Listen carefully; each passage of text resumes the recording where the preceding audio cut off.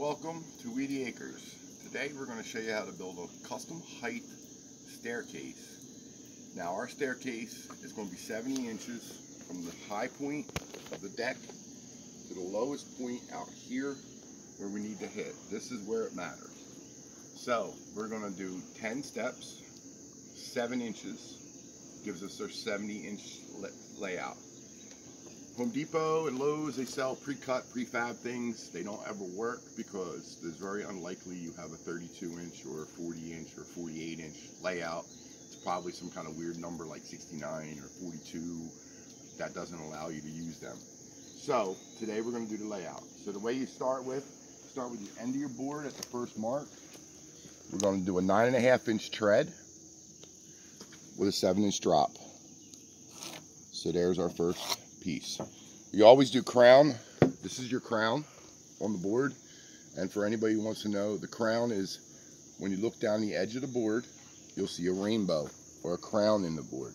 If it's the other way around, the board is naturally set up so it wants to keep going that way. Nature built it that way. So if you cut it the opposite way, it'll keep going that way and it'll make your staircases collapse.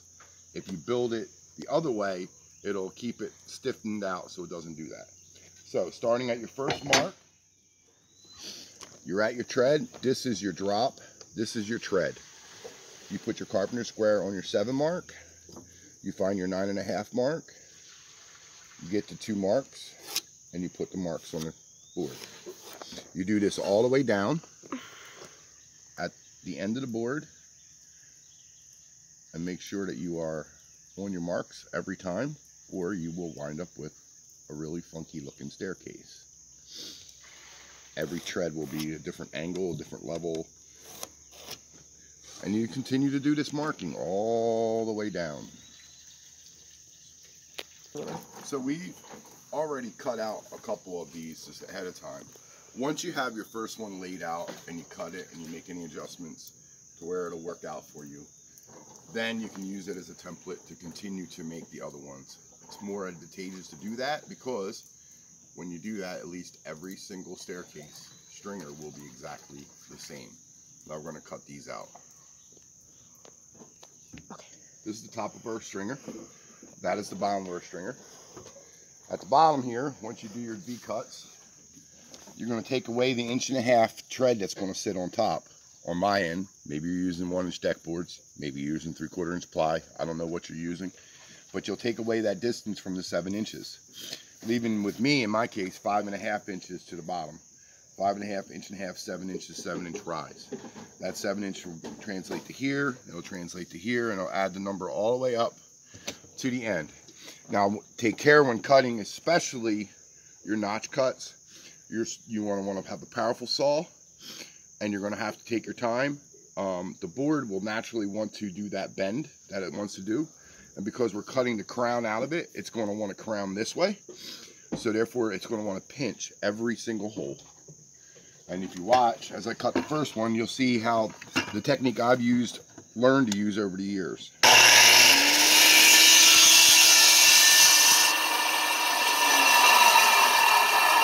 By following the line part way, it gets you straight. Then you can plunge cut with your saw. And raise back up and follow the line some more.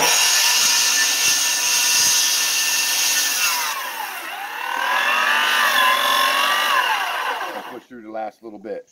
You can hear the saw's already working, and that's because the wood is binding on it. Most pressure treated is wet, so therefore it'll want to work even harder as it's wet. At the top, we have our 9.5 inch tread line, and then wherever that 9.5 inches is, we come back here to this line and we draw a square line off of it. This part here will rotate and fit right here at the deck, so that your first step is here. 7.5 inches down will be your actual top of tread, not top of stringer. You'll be 9 inches down with the top of stringer. So now that you've got all your saw teeth cut out, you're going to use a jigsaw to cut the last little bit out so you don't have an overlap.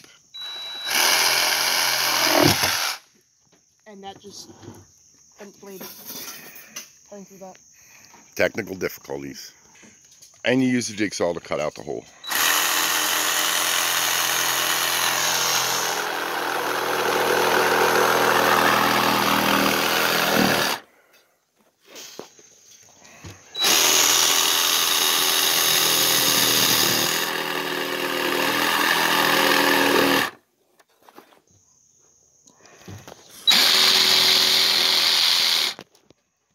Oh, you didn't cut down here. Okay. Missed the spot. And it's that simple. And we're going to save these because these will make angles for flower boxes. And now with all of them cut out, it looks a little bit more like a staircase. Now comes time to assemble the 3 pieces. Go. So we have a board that's going to be mounting on the back to hold all 3 stringers together like this. Now when you do the math from here to here, it's 9.5, but you need to have the overhang for your drop board. Okay, we're going to be using an 1.5 drop board. So we have to accommodate this 1.5 on the back edge. By eliminating the 1.5 here, that brings this forward, which this will be our deck edge, because we will mount this like this underneath. And then you will have 8 inches plus your 1.5 overhang.